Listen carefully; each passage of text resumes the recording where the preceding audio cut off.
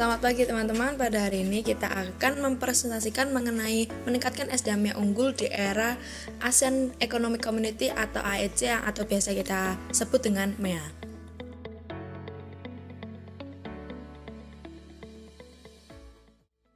Ya, yang pertama apa sih itu ASEAN Economic Community atau MEA itu sendiri?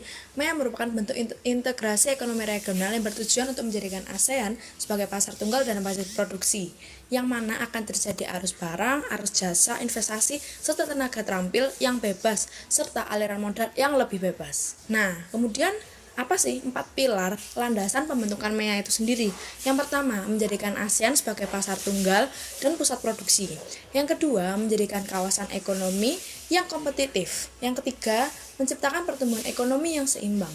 Dan yang keempat, integrasi ke ekonomi global. Nah, MEA ini sendiri sudah berlangsung sejak 2015 dan pada nanti tahun 2025 akan diperbaharui blueprint MEA yang terbaru. Untuk perkembangan MEA di tahun sekarang ini, melihat berita-berita yang disebarluaskan di media massa di internet, perkembangan MEA di Indonesia terbukti baik dan bahkan ada suatu produk dari Jawa Tengah yang makin diminati oleh pihak asing, tepatnya ada di daerah Semarang. Produk pelaku usaha mikro kecil menengah atau yang biasa kita sebut UMKM ini cukup diminati pasar asing ketika permintaannya terus mengalami peningkatan, khususnya pada pasar ASEAN. Terbukti penjualan produk pelaku UMKM di Jawa Tengah ini sangat bagus, diantaranya produk olahan kerupuk saat pameran di Thailand. Kepala Dinas Perindustrian dan Perdagangan Provinsi Jateng, Priyo Anggro, mengatakan saat ini perkembangan UMKM di Jawa Tengah sedikit banyak sudah mampu memenuhi keinginan pasar, sehingga menurutnya masyarakat ekonomi ASEAN atau yang biasa disebut MEA itu yang sudah dimulai sejak awal tahun 2015 bisa menjadi peluang memasarkan produk dari Jawa Tengah. Lalu di tahun 2018 total perdagangan ASEAN mencapai US dollar 2,8 triliun dengan perdagangan intra-ASEAN memiliki porsi terbesar yaitu 23%. Berdasarkan data ASEAN Sekretariat, nilai ekspor Indonesia ke ASEAN dalam kurun waktu 2015 sampai tahun 2018 mengalami peningkatan sebesar 25% dari US dollar 33 juta menjadi 42 juta US dollar pada 2018. Sementara itu, sebesar 39% investasi asing langsung atau FDI yang masuk ke Indonesia pada tahun 2018 berasal dari ASEAN. Lalu saya akan menjelaskan tentang kriteria SDM yang unggul. Yang pertama ada memiliki akhlak yang baik, yang kedua tekun dan ulet, yang ketiga kreatif dan inovatif, yang keempat sikap loyal, yang kelima terakhir adalah sikap jujur. Nah, selanjutnya saya akan menjelaskan apa sih hubungannya sumber daya manusia dengan masyarakat ekonomi ASEAN atau MEA. Nah, dengan adanya MEA ini itu dapat berdampak pada peningkatan ekspor yang dapat meningkatkan GDP-nya Indonesia. Sehubungan dengan itu, pasar bebasnya MEA ini mau tidak mau harus meningkatkan kualitas sumber daya manusianya yang ahli dan terampil di bidangnya dengan melakukan pelatihan kerja atau peningkatan kualitas pendidikannya. Oleh sebab itu, sumber daya manusia menjadi salah satu komponen kunci yang dapat meningkatkan perekonomian suatu negara. Dengan kita melakukan pelatihan, pembinaan, rekrutmen, terus perubahan sistem, itu tuh dapat meningkatkan kualitas sumber daya manusianya. Seperti yang saya jelaskan tadi, juga dapat meningkatkan perekonomian Indonesia tentunya. Selain kita meningkatkan kualitas sumber daya manusianya, kita juga dapat harus mensiasatinya dengan berpikir kreatif dan produktif tentunya. Nah, selanjutnya saya akan menjelaskan tentang kelanjutan atau kesiapan Indonesia dalam menghadapi MEA di bidang sumber daya manusia. Nah, sumber daya manusia itu kan tentunya kalau yang berkualitas itu harus mampu dan kuat untuk bersaing dengan negara Asia di MEA. Nah, ada satu pertanyaan dari masyarakat Indonesia, apa sih daya saing sumber daya manusia itu? Nah, saya di sini akan menjelaskan. Ternyata di Indonesia itu memiliki masalah pada daya saing sumber daya manusianya. Yang pertama, segi pendidikan yang kurang. Di Indonesia ini, masyarakat Indonesianya tuh kebanyakan setelah kuliah atau bahkan lulus SMA itu langsung bekerja. Sehingga di sini tuh kurangnya pendidikan di bidangnya ketika bekerja. Terus yang kedua, kurangnya pelatihan secara praktik, yaitu seperti yang tadi, karena setelah kuliah lalu atau bahkan SMA, lulus SMA itu langsung bekerja, kan tidak ada nih namanya pengalaman dalam bekerja di bidang itu bahkan atau di luar bidang itu, sehingga tidak adanya pengalaman secara praktik di bidang pekerjaan itu.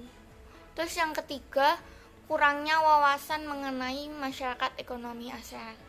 Di sini kan tentunya tidak semua orang mengenal lebih dalam tentang masyarakat ekonomi ASEAN atau yang biasa kita sebut MEA.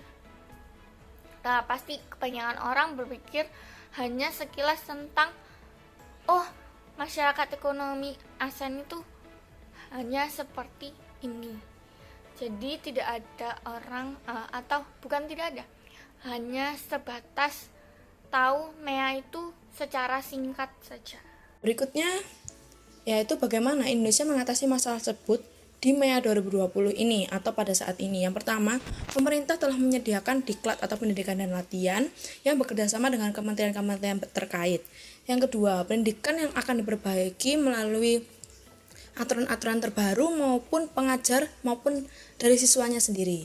Yang selanjutnya adalah terbukanya wawasan tentang MEA, apa itu tentang MEA, dan melalui platform yang menarik seperti sekarang misalnya medsos. Yang selanjutnya yaitu membentuk mental yang kuat dengan pacuan dari pelatihan dan pendidikan serta dari diri sendiri yang akan menjadikan pribadi itu menjadi mental yang kuat dan memiliki tingkat pengetahuan tentang bahasa yang cukup.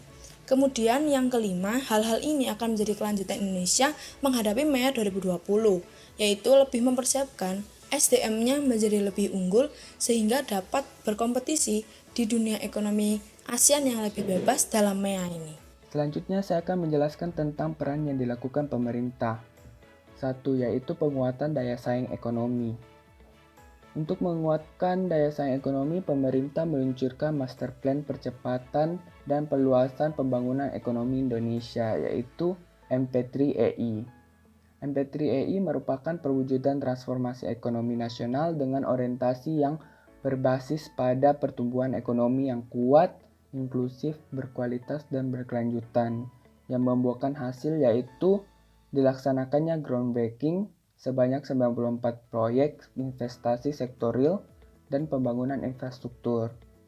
Yang kedua yaitu program ACI, Aku Cinta Indonesia, yang salah satu gerakannya nation branding, bagian dari pengembangan ekonomi kreatif.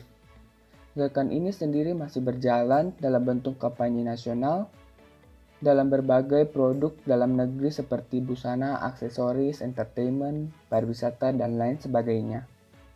Yang ketiga yaitu penguatan sektor UMKM.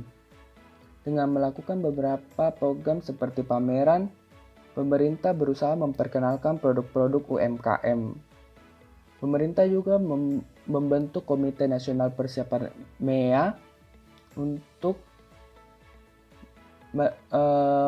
merumuskan langkah antisipasi serta melakukan sosialisasi kepada masyarakat mengenai MEA. Yang keempat yaitu perbaikan infrastruktur. Pemerintah melakukan perbaikan infrastruktur dalam rangka mendukung peningkatan daya saing sektorial. Yang kelima yaitu peningkatan kualitas sumber daya manusia.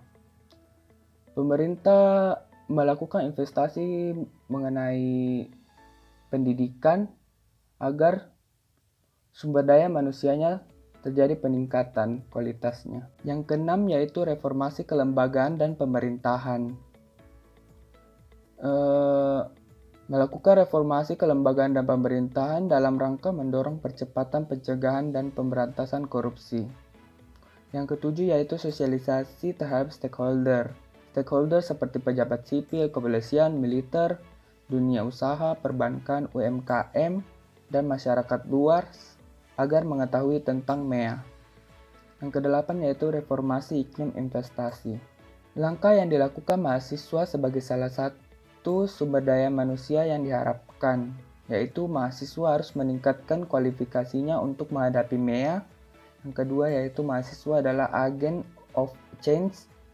Mahasiswa tidak hanya berkewajiban untuk merubah dirinya sendiri, akan tetapi juga berkewajiban untuk mengubah masyarakat sekitarnya agar semakin aware terhadap MEA.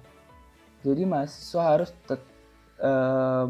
merubah dirinya sendiri dan juga mengubah masyarakat agar lebih waspada terhadap MEA. Yang ketiga yaitu mahasiswa harus membangun gerakan-gerakan strategis untuk menghadapi MEA. Yang keempat, melakukan penelitian dengan dukungan dan dorongan dari semua civitas, akademika, kampus, birokrat, dan pemerintah. Yang kelima yaitu menjadi SDM yang kreatif, proaktif, tekun, dan ulet untuk menghadapi MEA.